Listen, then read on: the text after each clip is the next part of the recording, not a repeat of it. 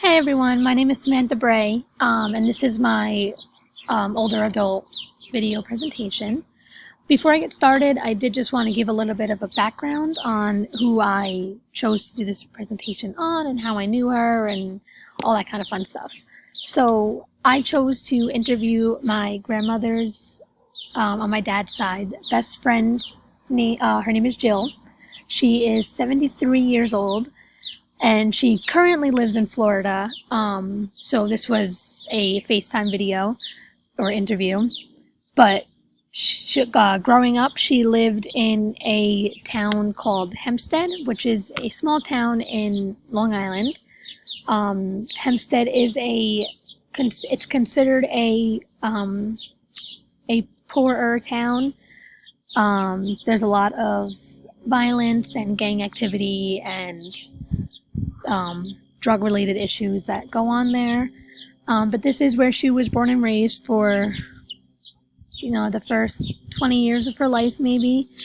And she did go through some hardships in her life. And I think that's really why I wanted to interview her for this, because she has a lot of insight and she has a lot of stories that would have been very easy to portray in this project. So, the developmental stage that I chose for this project was stage 5, which was identity versus identity confusion. And in this stage, you are trying to figure out, who you are and who you're supposed to be based off of your past experiences and what you may have gone through with your parents or your family or your friends. And in this stage, there could be multiple paths that you can go down depending on where you live or how you were raised. If you are around, a lot of gang violence, but you have a good family system, you could either go down, a good path, stay with your family and go to finish school, go to college, get a job, or you can follow more of a gang-related path where you are then pulled into gangs and you drop out of school, maybe if your friends are in it, or, more of a peer pressure type thing. So there are definitely multiple paths that you can go down during this stage. So during this stage, Jill did go through a lot of hardships. She was raised by her single mother. She never really met her father. And her mother died when Jill was about 14 years old. She died of breast cancer. When she died, Jill went to go live with her aunt at the time. Her mother's death did bring on a depression, which is reasonable. A young child who has to experience their mother dying is never an easy thing. And a few years later, Jill did experience a miscarriage, also at a young age. So not only did she lose her mother, but she lost her baby, and she just felt very alone during that whole time. Jill did have a guidance counselor at school, and Jill actually loved going to school. Even though she was struggling with her home life and her family, she was very smart, and she loved going to school and experiencing, school life. But she did have a guidance counselor who knew everything that was going on in her family and, really helped her through all of her struggles that she was experiencing. So Jill did go through, her depression did progress, and she went through a severe depression from when her mother died, so around 14 until she was about 19. She did have a miscarriage at age 17, which really, I think, brought her depression into a deeper stage than from when her mother had just died. And when she had told her boyfriend at the time about her pregnancy, he did leave her, so she was completely alone. It was just her and her aunt knew that she was pregnant, but kind of just left it alone. She didn't really talk to her about it or comfort her. So after Jill's miscarriage, she knew that was when she needed all the help that she can get. She couldn't just go by living with all these thoughts in her head and this depression everything that she was going through. She knew at this point that she needed to get the help that she needed. So despite all of these struggles, Jill did graduate high school with high honors, which was a really good accomplishment for her because that's never really happened in her family. Her family usually just, got by, and that was about it. So the psychosocial crisis that Jill had to overcome was definitely her depression. She had to move on from her mother's death and the loss of her baby in healthy ways, through therapy or through some other form of communication. If she didn't do this, she would have never been able to move on to the next stage in her life successfully. She may have had some underlying issues if she did decide to just move on and not handle her problems correctly. Jill was from a low-class working family. Now, again, it was just her and her mother. That was her family. Like I said, she never really knew her father. So her and her mother moved around a lot. They stayed in the one town, but they moved from house to house, apartment to apartment, whatever was just the cheapest that they could really find. Jill's mother never went to college, so she did have a very low-paying job with not a lot of benefits. So at this time, again, it was very difficult to find a supportive healthcare provider that the family could afford, especially with Jill's mother's cancer. Like I said, she died of breast cancer. So it was very hard to find doctors and to find any sort of providers that could help their family get through the cancer or get through Jill's depression later on.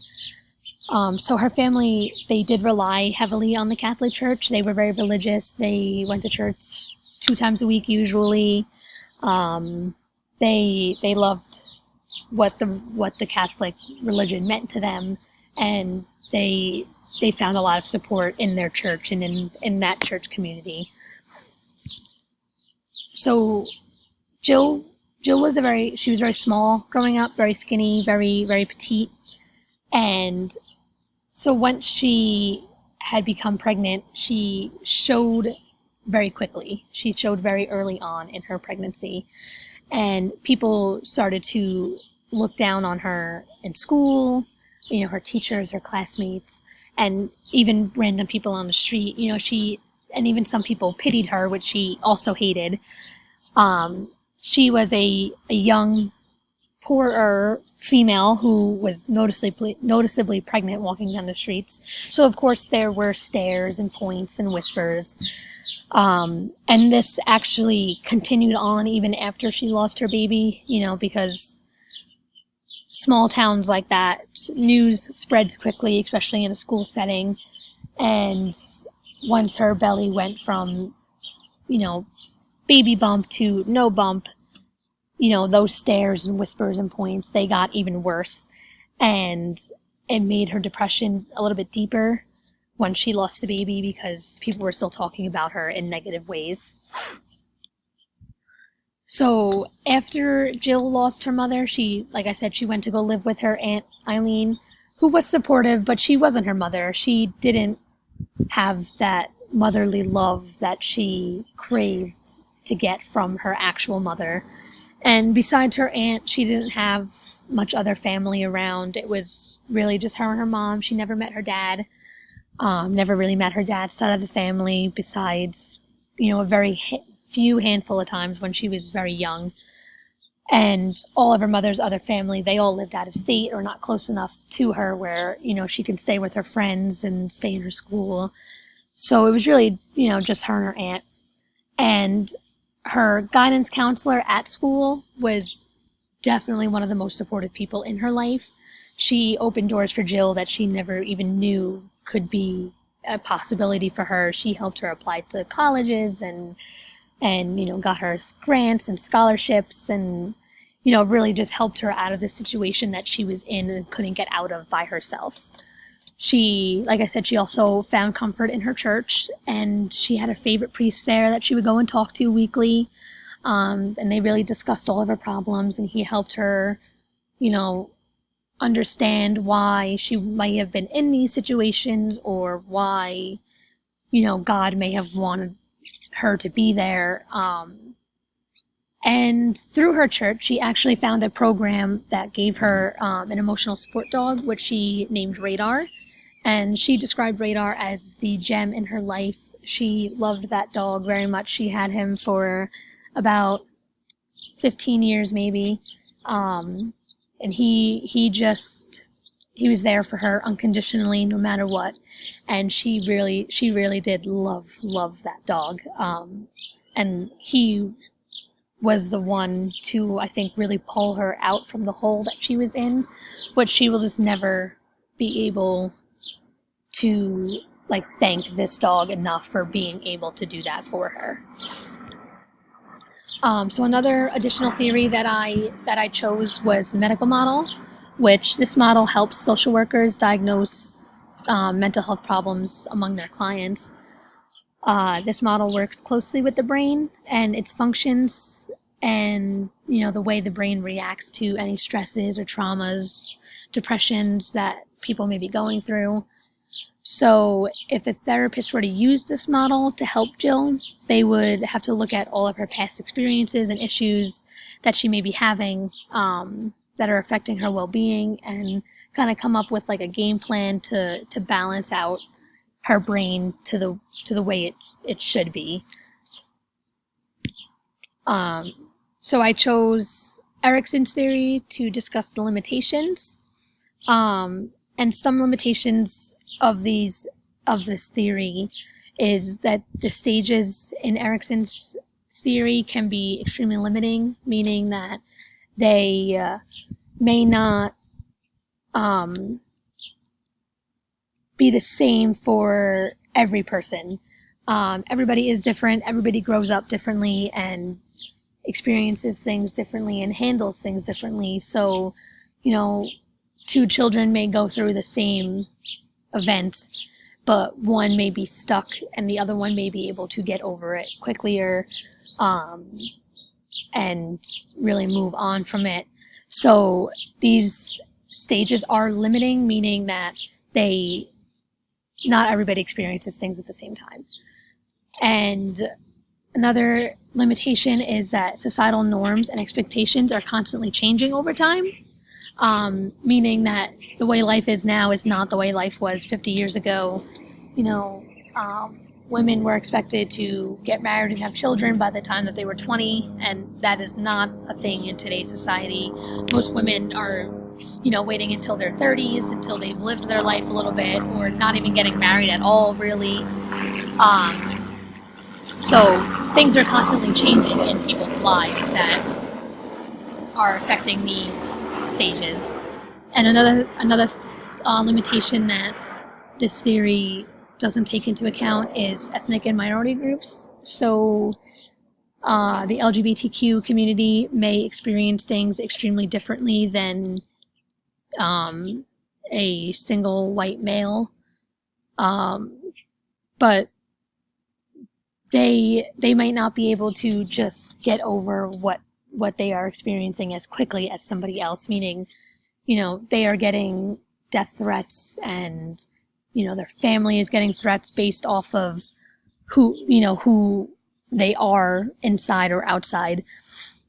So this not that this didn't exist, but this wasn't as big of as a group when Erikson's theory had first become a thing. So I think that's why, this doesn't really take into account those minority groups solely because they didn't exist, or they didn't openly exist at this time. So these are my references that I used for this project, and now Jill is she is happy, she is married and has 4 kids. She lives in Florida, close enough to her grandchildren and her family where she can visit them often. And she says that she is glad that she went through the things that she did, because then she wouldn't be able to appreciate how beautiful her life has become if she didn't go through what she did before. So that's my project. Thank you for listening.